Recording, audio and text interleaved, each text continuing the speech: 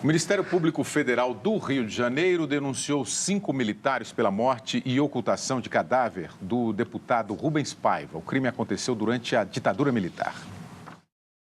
Vão responder por homicídio triplamente qualificado, ocultação de cadáver e associação criminosa armada o general José Antônio Nogueira Belhan, ex-comandante do Destacamento de Operações e Investigação, e o coronel Rubens Paim Sampaio, que integrava o Centro de Informações do Exército.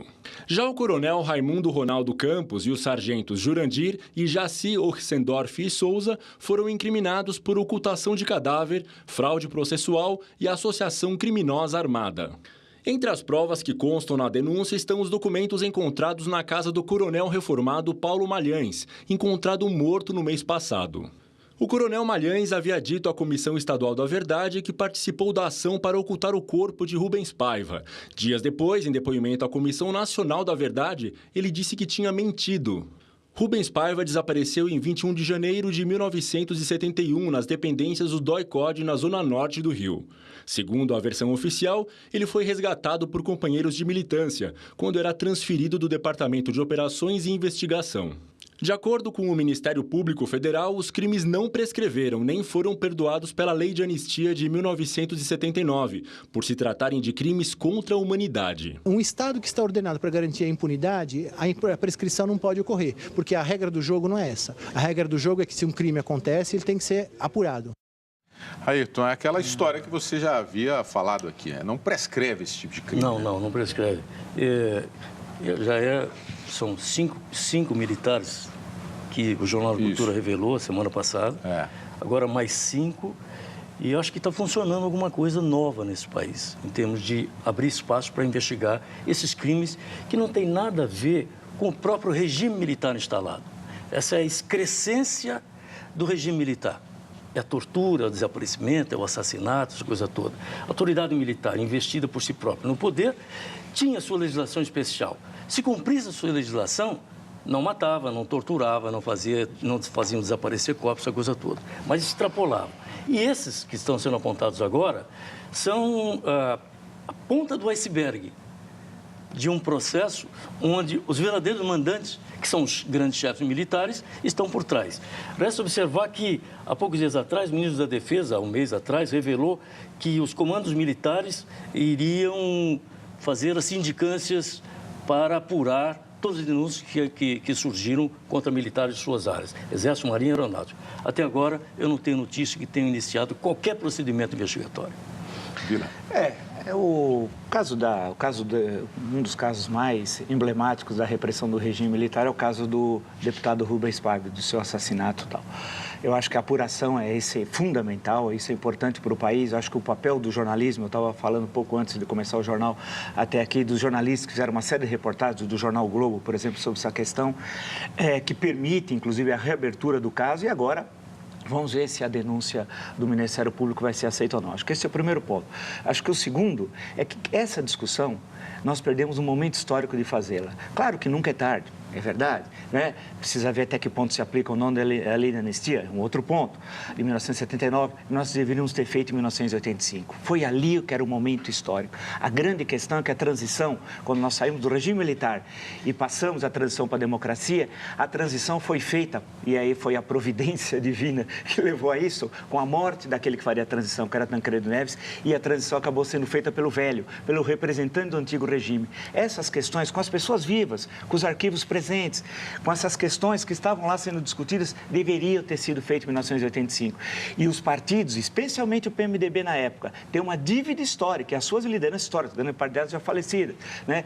E naquele momento, mesmo com o presidente Sarney, mesmo com o temor de uma possível volta dos militares, que não aconteceria, porque não havia condições deles voltarem a partir de 85, de terem assumido o compromisso histórico do país e não fizeram, pensando muitas vezes na sua própria candidatura a uma futura eleição que acabou sendo só muito depois, de 1989. Então, nós perdemos ocasiões históricas. Estamos agora fazendo com muito atraso isso, e era para ter sido feito em 85. E tem alguém que é responsável por isso, o principal partido político, então, o PMDB. Agora aqui... Pera um pouquinho. Faço questão. Vamos discutir isso, não tem nenhum problema, sim, claro. É responsável por não apurar... Por não ter coragem histórica histórica, naquele momento, em 1985, de privilegiar tomar cargos no governo, ao invés de enfrentar essa questão. Coragem histórica. Falar em coragem histórica... É falar o que fez Portugal e Espanha, por exemplo. É não ter noção da correlação de forças existentes nessa transição. Não, tinha sim. Foi uma coisa muito tênue. Os militares que saíam, não saíam voluntariamente. Havia um grupo que pregava a abertura e que concordava com a sucessão com Tancredo Neves, mas havia um grupo também muito forte que se opunha a isso e que praticou, nesse período de distensão, atos como o do Rio Centro, assassinatos na UAB. Não tem nada de muito 79 e 80, nós estamos em 85, 5 anos depois. Nada disso. 85 foi o colégio eleitoral, com o Tancredo Neves sendo indicado presidente, e eu estava presente. Sim, daí que você estava presente, qual o problema? E verifiquei como era tênue aquela transição. Tancredo Neves se imolou, ficou refém de si mesmo, não indo ao hospital, porque se fosse, estava enfraquecido. Se tivesse enfraquecido, não tinha transição, porque ele comandava tudo. Esperou chegarem aqui ao Brasil os convidados internacionais para sua posse. Criou-se um fato mundial irreversível, aí ele concordou em ir ao hospital. Essa é a verdade histórica. Essa é a verdade histórica. Essa é a sua verdade. Quem diz, não é a minha verdade. Existem várias verdades, não existe uma verdade. Não. O PMDB, naquele momento, só um minuto, ele falou 3 horas. A grande questão é o seguinte, naquele momento era necessário ter coragem política. Quando o Tancredo foi internado na noite do dia 14 de março, muitos de vocês, os mais jovens especialmente, não acompanharam, na véspera da posse, né, acabou assumindo o Sarney. Houve uma polêmica quem assumiria ou não, se era o Sarney ou então o presidente da Câmara dos Deputados, o deputado Ulisses Guimarães. Bem, não vamos entrar em toda uma longa questão, mas o que interessa é que depois da posse de José Sarney e a morte de Tancredo, a 21 de abril de 1985, a questão se colocava, você tinha de enfrentar essa questão das torturas e da repressão do regime. E o PMDB pensou a curto prazo em garantir as eleições de 86, porque logo foi convocada a Assembleia Constituinte, de ter maioria e pensou no seu projeto partidário de cada um deles. E não enfrentou. Portugal resolveu essa questão logo. Espanha enfrentou e o Brasil não. Olha, o PMDB não estava sozinho nessa luta pela redemocratização.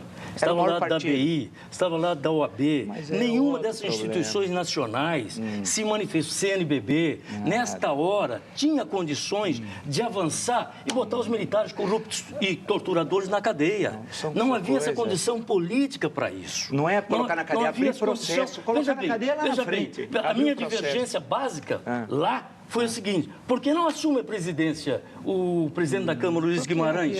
E por que é que vai assumir a presidência um vice que não foi empossado? Eu discuti isso. Eu falei na reunião dos líderes. E por que assumiu o vice de um presidente que não tinha sido empossado? Porque o general, o comandante do Exército, disse que essa era a interpretação da lei. Há uma outra questão jurídica. O deputado Ulisses Guimarães não assumiu porque, caso ele assumisse e morresse o presidente como morreu, seria convocado eleições 30 dias depois, segundo a emenda constitucional número 1. Basta ler a emenda constitucional número 1 de 69. Então, o Ulisses... Mas eleições indiretas. Não, seria convocado eleições indiretas e ele não assumiu por causa disso e deixou o Sarney. Não é só a questão do general Leônidas, há outras interpretações jurídicas. É uma questão complicada. Nós temos que seguir. Tem um outro dado, para vocês verem bem, é o seguinte: quando foi indicado pelo Sarney o Romeu Tuma para diretor da Polícia Federal, o governador Franco Montoro e esse modesto deputado foram à tribuna para dizer não pode. Não pode, porque o Romeu Tuma é um homem ligado à ditadura. Não a pior ditadura, mas a ditadura. Então pode ser o diretor da Polícia Federal. O que aconteceu? O ministro Fernando Lira me diz, e me chama e diz para o Montoro: olha, ou é o Romeu Tuma, ou é um general. Essa era a correlação de força existente. E o ministro poderia ter pedido demissão, se fosse Senhores, nós temos... o presidente da República também. Infelizmente, nós temos que jogar a transição pro buraco. Não, era assumir a transição como os outros fizeram. Esse foi o preço da crise política que nós tivemos até 94. O preço pagamos pela negociação pela péssima transição que fizemos.